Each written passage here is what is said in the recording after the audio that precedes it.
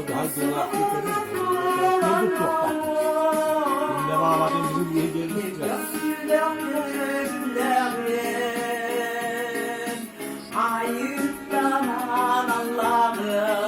Bir bıraktı Anastasia.